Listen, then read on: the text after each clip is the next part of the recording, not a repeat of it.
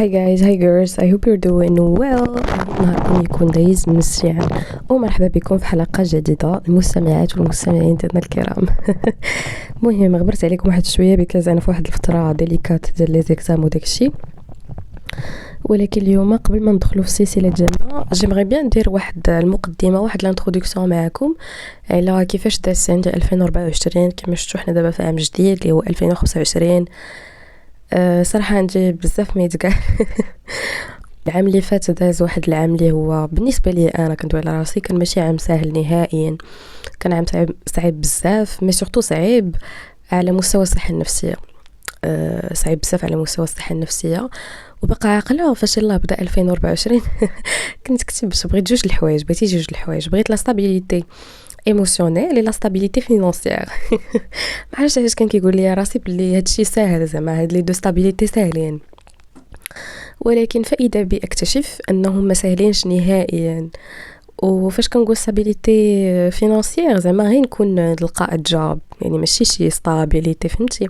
ما هادشي اللي كنت كنعني بها. 2024 دوزت بزاف ديال لي انترفيو دو طرافاي وما نقولش لكم قداش كانوا فاشلين وقداش ما كنتش كنجاوب حتى شي واحد.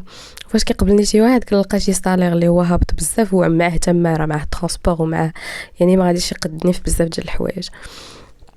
دونك تخليت شويه على الحلم ديال انني نلقى خدمه فور ناو، حيتاش جو بونس جو دون بلوس دو بريوريتي صراحه لميزيتود فور ذا مومنت. واخا كيبقى عندي ديما الهاجس انني بغيت نبدا نحفر في ديك لا ستابيليتي ايكونوميك ديالي، ولكن اتس نوت ايزي. ما عرفتش علاش كان كيسحب لي بلي هذا المشوار هذا ديال انك تلقى خدمه وتبوستولي وهذا هو واحد الطريق اللي هي سهله، ولكن ما سهلاش. ما عرفتش واش كنت في دار غفلون ولا كيفاش عقلي قال لي يو كان دو ات لايك. ولكن الصراحه ماشي سهله نهائيا، ماشي سهله.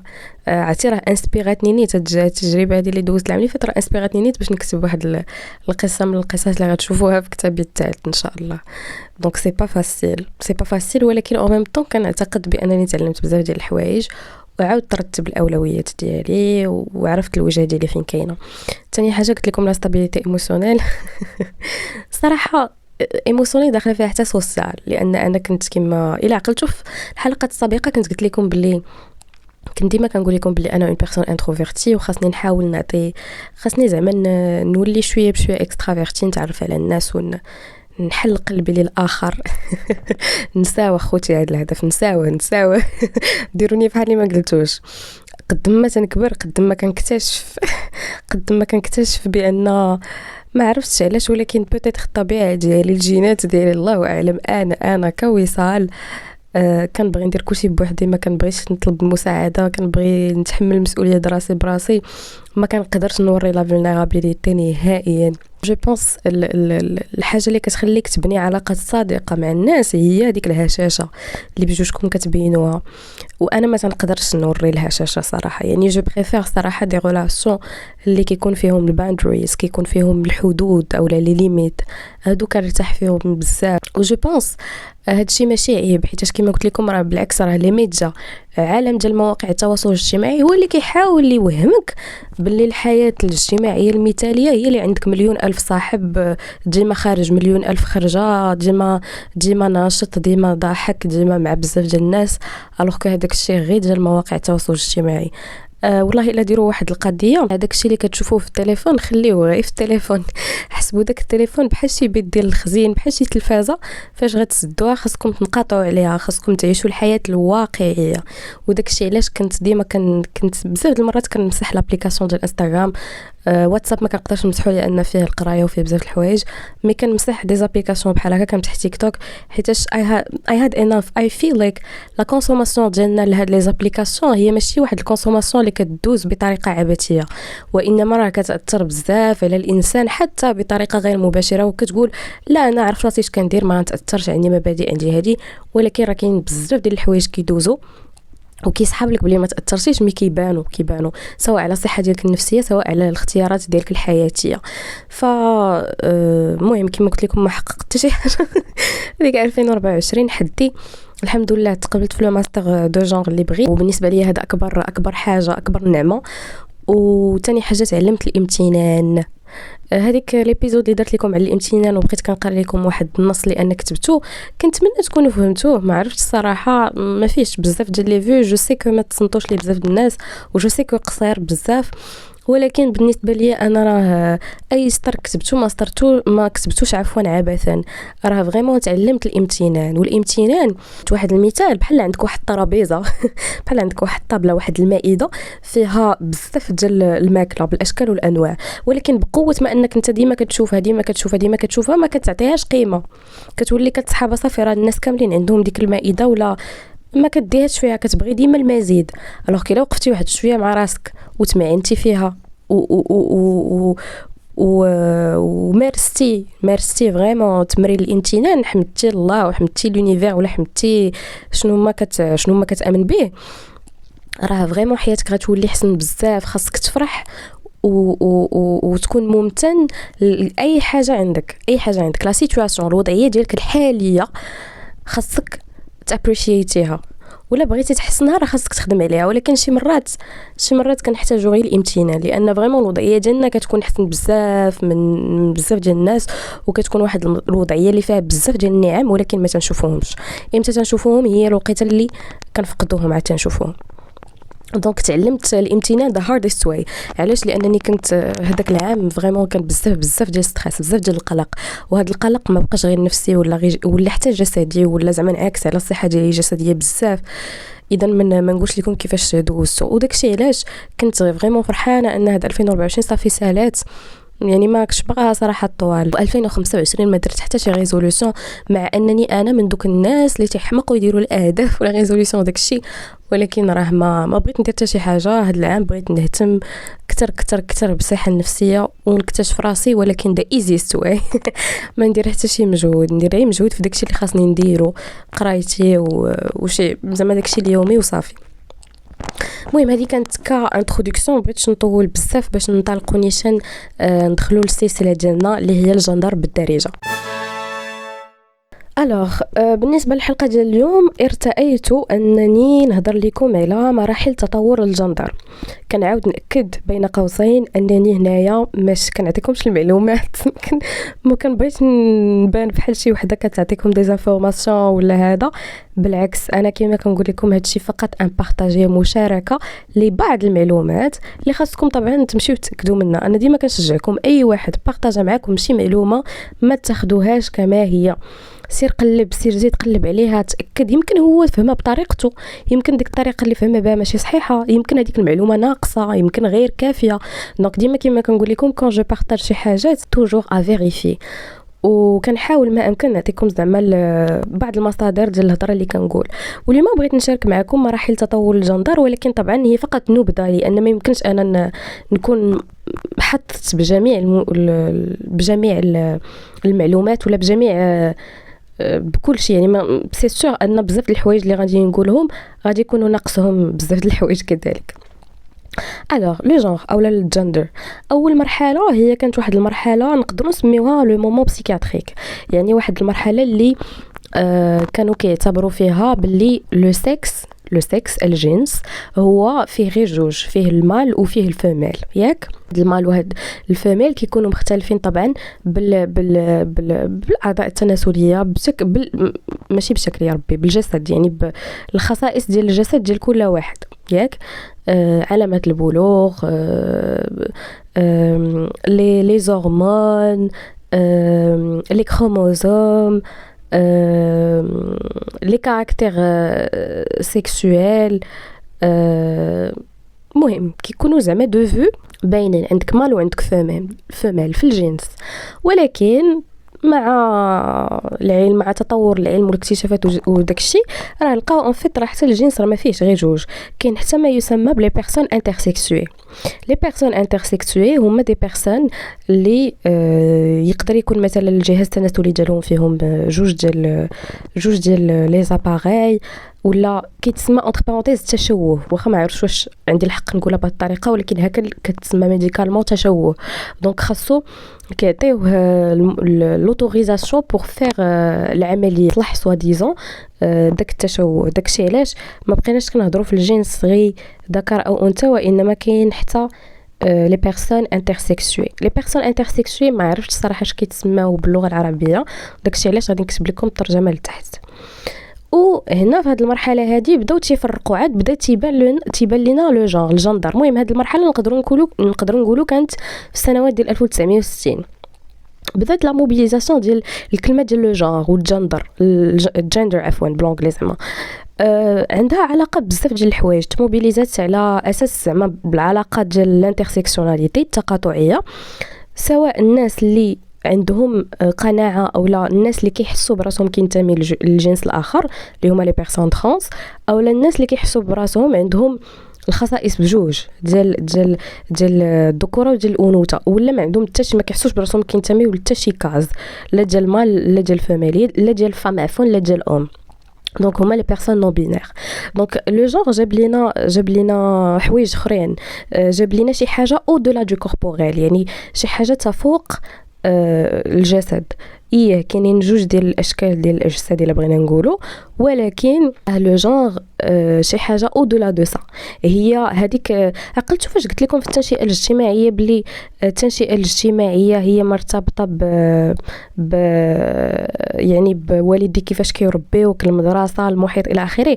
ولكن وفاش كتكون صغير التنشئه الاجتماعيه والجندر طبعا العلاقه بيناتهم، وفاش كتكون صغير كيكون عندك حتى واحد الجانب ديال لي كاركتيرستيك سوبجيكتيف كيتسماو داكشي ديالك انت باش كتحس. واش كتحس انت في داكشي اللي فريمون عاطيه لك المجتمع وحطك فيه كوم كاز، يعني الا تولدتي بجسد ذكر واش كتحس براسك انت رجل وباغي تكمل، ماشي باغي تكمل زعما واش كتحس براسك فريمون انت راجل، هذيك لاكاز اللي تعطات لك من الولاده واش هي تناسبك. وعاوتاني الانثى فاش كتولد بالتنشئه الاجتماعيه وداكشي محدا كتكبر كتزيد تكتشف الهويه ديالها وكتشوف واش فريمون هي امراه او واش فريمون ديك لاكاز اللي عطات عليها لا سوسيتي تتناسب مع هذوك لي كاركتيرستيك سوبجيكتيف، مع هي شنو كتحس براسها. حيت كما قلت لكم لا ترانس ايدنتيتي راه ماشي اللعب، ماشي التفليه، راه بالعكس كتكون راه شي حاجه زعما بروفي علميه. وكنت ذكرت لكم حتى في ديك الحلقه لا ديسفوري دو جونغ، الناس اللي كيكون عندهم لا ديسفوري دو جونغ راه غالبا كيكونوا دي بيرسون ترانس، لان كيحسوا باللي الجسد ديالهم منقطع او لا ما كينتميوش للجسد ديالهم، منقطع للعقل ديالهم، ما كيحسوش باللي داك الجسد ديالهم. وبالنسبه للناس اللي كيقول لك لا خصهم غير يتقبلوا راسهم، لا هادي هذاك متحولين وهذه عافاكم، ما نبقاوش نعطيو احكام مسبقه ولا نرددوا بعض الاقوال ديال المجتمع وحنا ما قاريينش على هذا الشيء، وحنا ما مثقفينش راسنا على هذا الشيء، وحنا ما عارفينش اصلا شنو هي ليدونتيتي، وما عارفين شنو هي ليدونتيتي جون، وما عارفين شنو هي لا ترانس ايدونتيتي، وما عارفين شحال من حاجه. كنمشي تنقلب في دي ريفيرونس اللي هي سيانتيفيك، عاد تنحل فمي الله يرضي عليكم. راه حيتاش سورتو مع دابا بزاف ديال المتحولين اللي تابوا هادشي مضحك والله الا مضحك. علاش؟ لان اولا التوبه عندها حتى شي علاقه باليدونتيتي جونغ، ما عندها حتى شي علاقه لا ريليجيون، الدين عامه ما عنده حتى شي علاقه بالهويه الجندريه ديال الشخص، لان الاختلاف هي شي حاجه كاينه حتى في الطبيعه. دونك ما يمكنش انك انت تكون كتحس براسك شي حاجه او لا انت ما مرتاحش في داك لو كور ديالك اللي انت تولدتي به، وغادي تبزز على راسك تكون فيه، اولا غادي تضغط على راسك باش تكون فيه، باش تبقى في واحد القالب نمطي، ولا باش يرضي لك المجتمع، ولا باش تاخذ واحد الاعتراف، واحد لا ريكونيسانس من عند لا سوسيتي. الوغ كنت ما مرتاحش، وخاصكم تمشيو تقلبوا على عدد الانتحار ديال لي بيرسون ترانس، الناس اللي كيتعرضوا للاضطهاد والقمع وما تيكونوش راسهم ما تعبروش على راسهم بكل ارتياحيه. خصكم تمشيو تقلب المجتمع كيقمعهم وكيضطهدهم، ما قادرينش يكونوا راسهم. غير هو كما قلت لكم هذه القضيه ديال التوبه والتحول وهذا كيبقى كل شخص عاش واحد التجربه اللي هي شخصيه كيبغي يديرها اون جينيراليتي، كيعيشوا واحد التجربه شخصيه كيبغي يديروها اون جينيراليتي. بحال كاينين اشخاص يقدروا يكونوا زعما ماشي دي بيرسون ترانس، ولكن they were confused about l'identité ديالهم، يعني كانوا غير confused about who they are، ولا مازال تيقلبوا they are just discovering who they are truly. يعني هما كما قلت لكم راه الحياه هي كلها مراحل اكتشاف الذات. تقدر تكون اون بيرسون اللي هي سيس جونغ وحياتها كامله وهي زعما كتقول بلي انا اون بيرسون سيس جونغ، ولكن ديما كتحس شي حاجه ماشي هي هذيك، ولا ديما كتحس بلي ما مرتاحاش ولا هذه، وكتكتشف ابري بانها اون بيرسون نون بينير، ولا كتكتشف بانها اون بيرسون ترانس، ولا مثلا كدير الكامين اوت على اساس انها اون بيرسون نون بينير، وابري عاد كدير الكامين اوت ديالها على اساس اون بيرسون ترانس، لان عاد اكتشفت راسها. هادشي راه زعما شي حاجه عاديه اولا. وعلاش هادشي؟ لان رحله اكتشاف الذات هي ماشي واحد الرحله سهله، سورتو لك انت في واحد المحيط ديال القمع وديال الاضطهاد، يعني ماشي واحد الرحله اللي هي سهله، وهي واحد الرحله اللي هي فاليد. داكشي علاش كنقولوا باللي لي زيدونتيتي سون فلويد. لي زيدونتيتي سون فلويد يعني انهم كيقدروا يتغيروا ولكن ما كيرجعوش باللور، كيقدروا يتغيروا ولكن ما كيرجعوش باللور، بحالهم بحال لي زوريونطاسيون سيكسويل. يعني هما شي حاجه اللي تخي فلويد. قد ما كتزيد في العمر قد ما كتكتشف راسك اكثر، قد ما كتكتشف راسك اكثر، وقد ما كتقلب على لاكاز التي تلائمك. وكاين الناس اللي ما كيبغيوش يحطوا راسهم في اون كاز، هما لي بيرسون كوير. هما لي بيرسون كوير كيقول لك لا انا ام جاست كوير، ما محتاجش، ما بغيتش انا نحط راسي في اون كاز. شنو هي كوير؟ هما لي بيرسون كي اون دي زوريونطاسيون سيكسويل ولا دي ايدنتيتي دو جونر qui ne correspondent pas لواحد لو موديل نمطي، وكي ne correspondent pas لواحد لي نورم زعما نمطيين ولا هيتيرونورماتيف.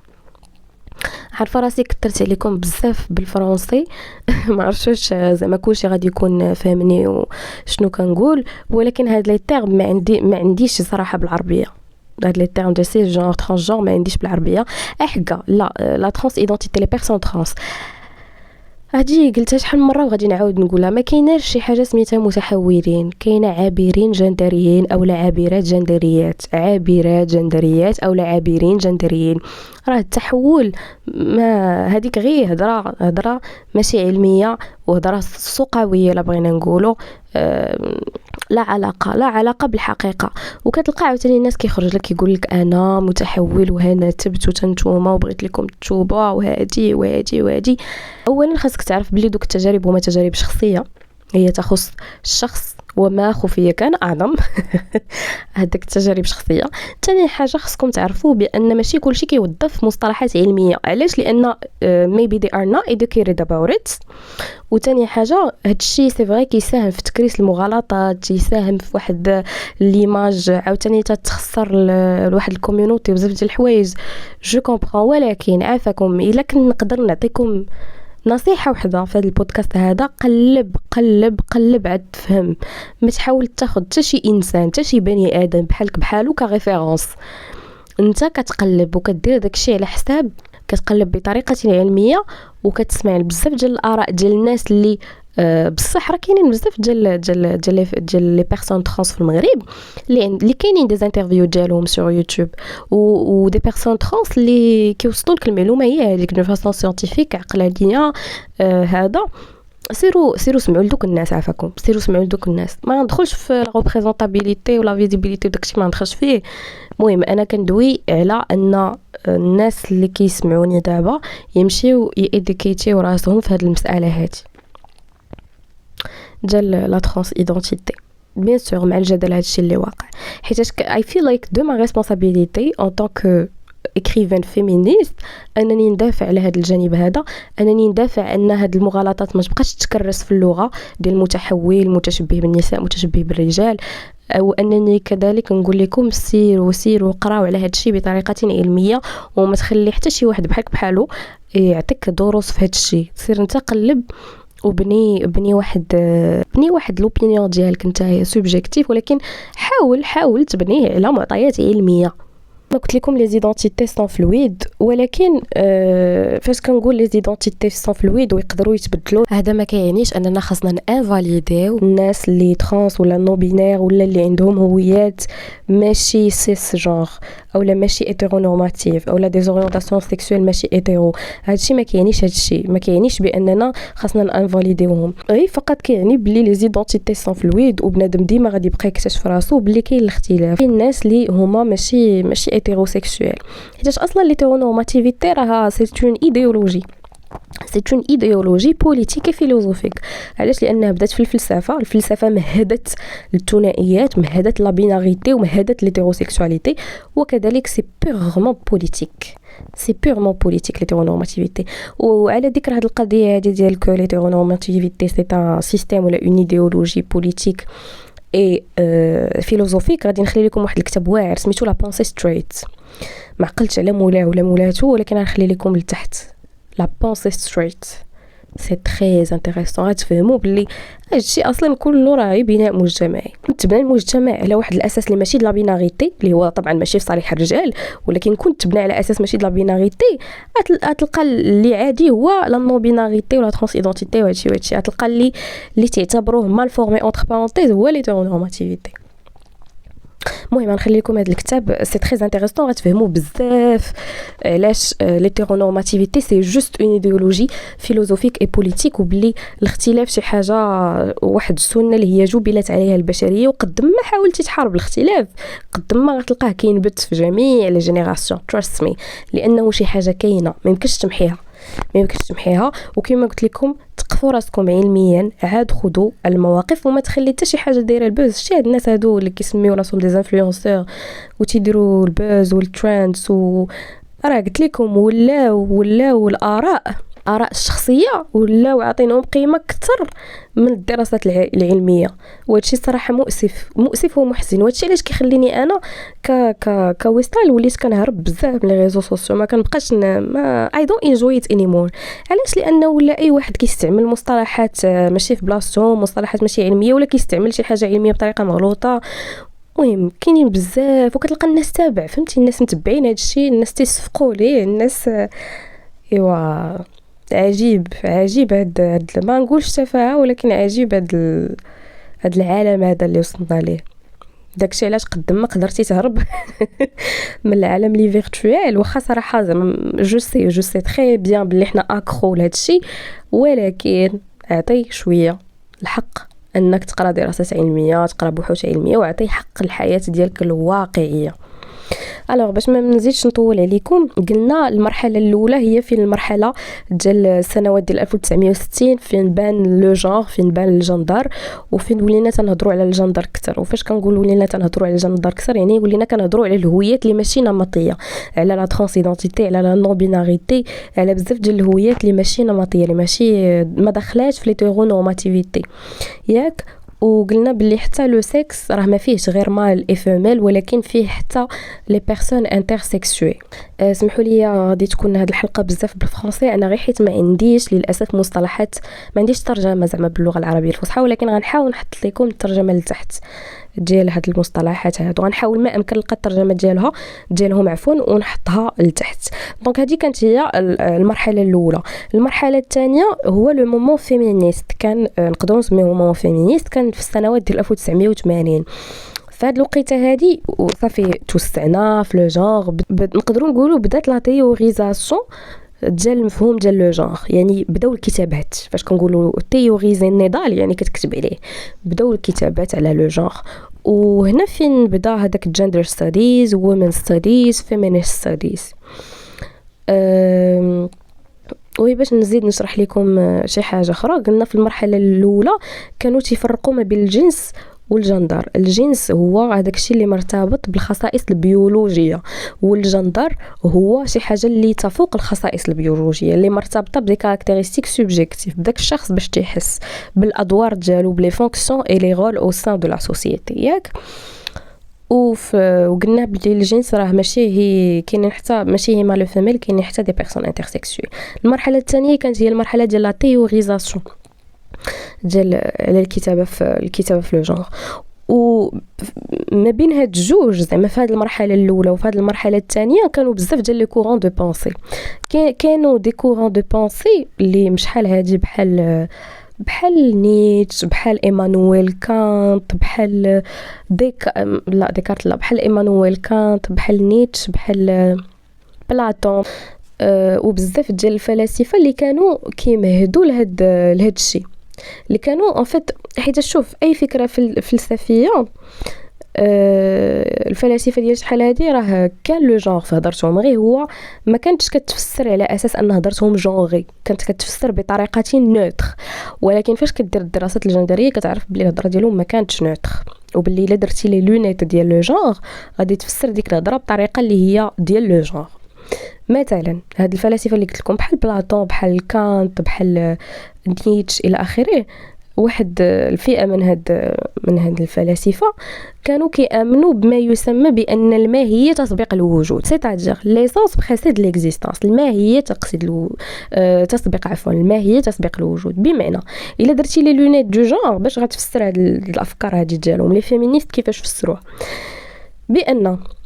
بان قبل ما تيتوجد اصلا الانسان، هي تعرف لا مامون مثلا باللي عندها ولد ولا بنت، صافي هي رسمات الطريق، كان عندها ولد صافي شرات داكشي في الزراق، عرفات كيفاش غتربيه، عرفات كيفاش تعاملوا، عرفات بلي عندها بنت صافي شرات داكشي في الغوز، عرفات كيفاش غتربيها، عرفات كيفاش غتعاملها، طراسات لها المستقبل ديالها بلي خاصها تجوج براجل فورسيمون، وصافي داكشي كامل باين. وحتى بان ديما عاوتاني الخصائص الانثويه والخصائص الذكوريه اللي كيحطهم المجتمع وما هي الا بناء مجتمعي، كنعاود نسطر على هادشي. ولكن بالنسبه لهاد الناس ما كانتش بناء مجتمعي، كانت بالنسبه لهم الذكوره كتعني القوه والانوثه كتعني لا باسيفيتي. عرفتوا سميت لا باسيفيتي باللغه العربيه، كتعني لا باسيفيتي، صافي اون بيرسون اللي خاصها تكون باسيف على جميع المستويات، وان بيرسون ايموشنيل عاطفيه. والرجوله هي الرمز ديال العقلانيه، وهادشي راه مازال كنسمعوه تيتردد. يعني صافي هذه الماهيه ديالهم بجوج، الماهيه يعني لو كور ديال الذكوره هي القوه وهي اي حاجه زوينه، ولو كور ديال الانوثه هي الضعف واي حاجه خايبه، وهي العاطفه، والذكوره هي العقل.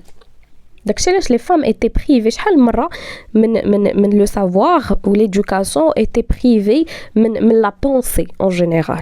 وكان واحد الكورون اللي مضاد اللي جا من بعد، هو ديال سيمون دو بوفوار وسارتر. مثلا سارتر كان كيامن باللي ليكزيستانس بريسيد ليسانس، الوجود يسبق الماهيه، بحال سيمون دو بوفوار. والجمله الشهيره ديال سيمون دو بوفوار طبعا اون ني با فام اون لو دوفيان. هادو بجوج كانوا تيامنوا باللي لا، راه حتى الطفل تيتولد بلا هويه، تيتولد كما هو، تيتولد بلا هويه، والمجتمع والمحيط وداكشي لا كولتور اللي تتحطو في لاكاز اللي بغاتو هي تحطو، واحد لاكاز طبعا بينير و هيتيروسيكسوال. داكشي علاش ليكزيستانس بريسيد ليسانس، تا كيتوجد الانسان هو اللي تيشكل الهويه ديالو. وموراها جا واحد الكورون واحد اخر اللي قال لك عرفتي شنو، راه سواء الجنس سواء الجندر بجوجهم بناء مجتمعي، هو ديال بوتلير.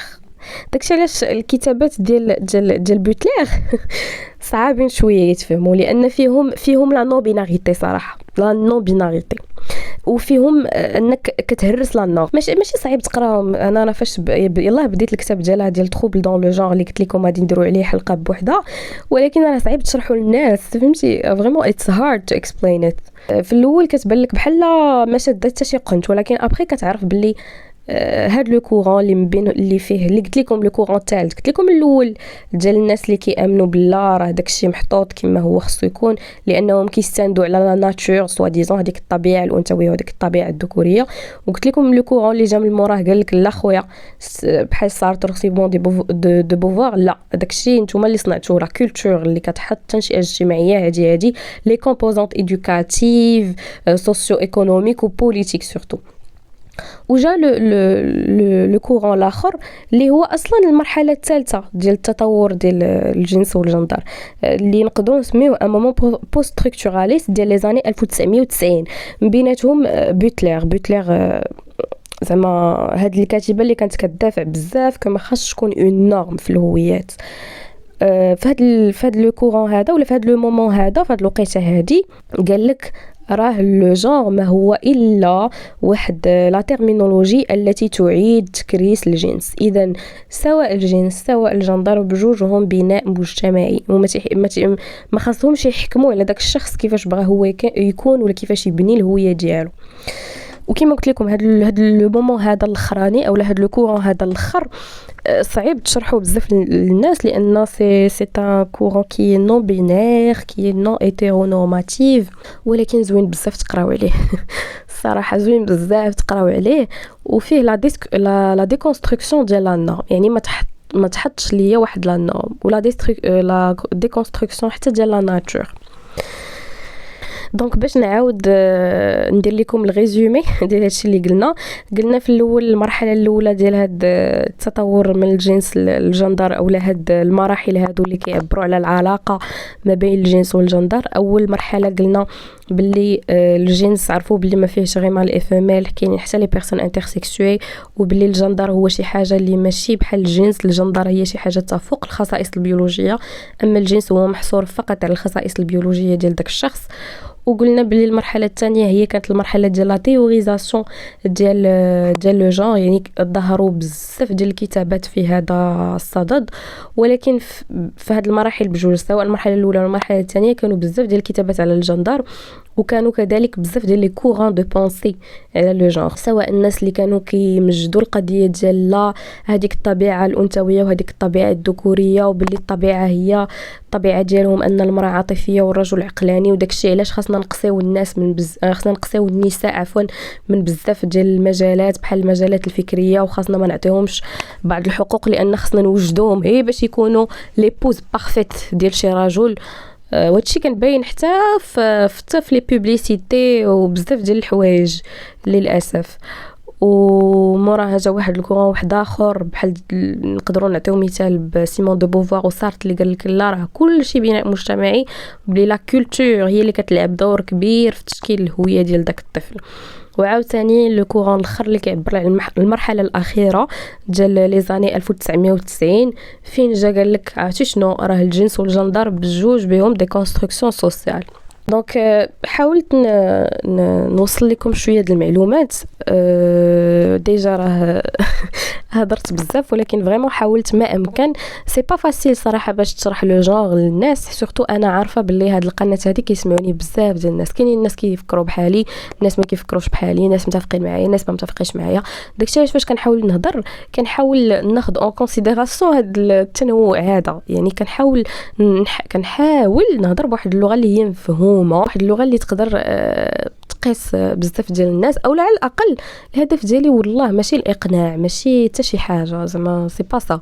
الهدف ديالي هو انني نقدر غير ناثر فيك واحد شويه وتمشي تقلب على هادشي بطريقه علميه ولا تقلب على هاد الكتب اللي كنكتب لك وهاد لي ريفيرونس وتمشي تقراهم فقط. سي سا هو انني نقدر نحدث واحد نفيق واحد لو سونس كريتيك عندك فقط يعني ماشي الإقناع ماشي أنا فقط أدردش وأشارك معكم بعض الأمور اللي مختصة بالجندر وما تنقولهاش بطريقة عبثية. أنا راه جو في دي زيتود دو جونغ و أو ميم طون كنحاول نقرا بزاف على هذا الشيء. مهم قربنا للنهاية أو لو وصلنا بالأحرى النهاية ديال هذه الحلقة كنتمنى تكونوا استفدتوا شوية ولا كنتمنى تكون عجبتكم الحلقة اون جينيرال حتى لما استفدتوش تكون عجباتكم وما تنساوش تسبورت ماي بودكاست. عافاكم إلى عجبكم بارطاجيوه وبيزو نهاركم مبروك.